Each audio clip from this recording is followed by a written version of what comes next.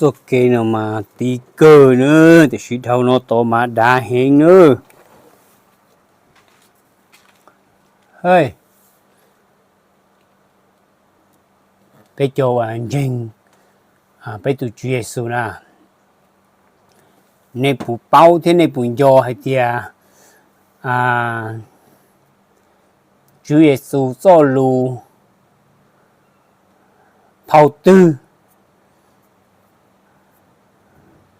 ngày tư